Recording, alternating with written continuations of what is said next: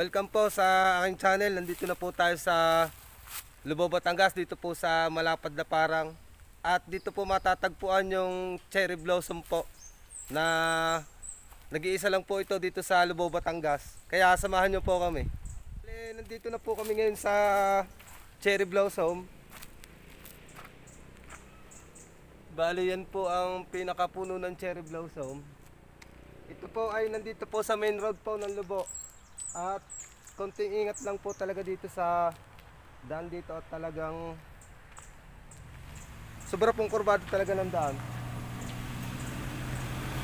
At ito lang po, dito lang po talaga matatagpuan sa Lubao, Batangas itong puno po ng cherry blossom.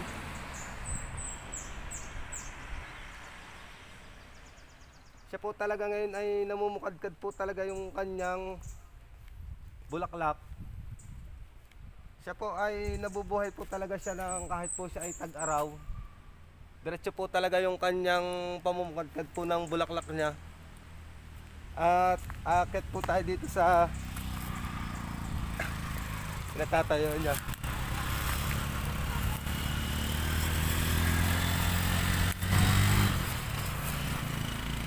Bali po ay napakadami pong mga paru-paro po at saka mga buboy dito sa taas. At first time ko po talagang makakita ng ganitong puno dito sa Lubao, Batangas. Nakapamangha po talaga. Matagal na po ako nadaan dito, ngayon ko lang po talaga nalaman na ganito pala po yung puno po ng cherry blossom.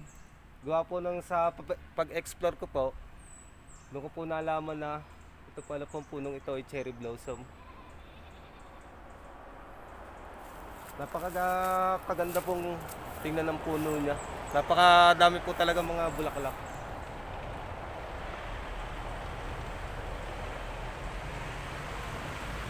At kung kayo mapapadaan po dito, madali po tumatagpuan. Ito po ay nandito po talaga mismo sa main road po ng Lubao. Maganda po yung lugar niya, napakaliwalas po ng lugar. Napakatahimik ng lugar. Kahit ako po mangha-mangha po ako sa nakikita ko at ngayon lang po talaga ako nakakita ng ganitong puno. Naaliw po talaga ako sa nakikita ko.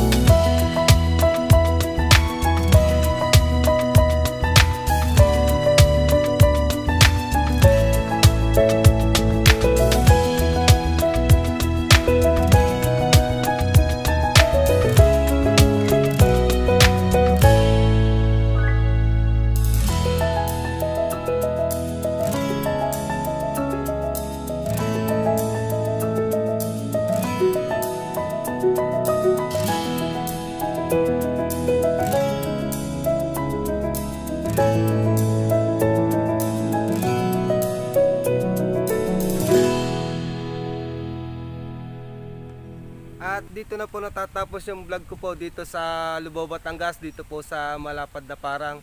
At kung nagustuhan po ninyo ang video, paki-share din po at paki-hit po ng notification bell para updated po kayo palagi sa upload ko mga video. Maraming salamat po and God bless.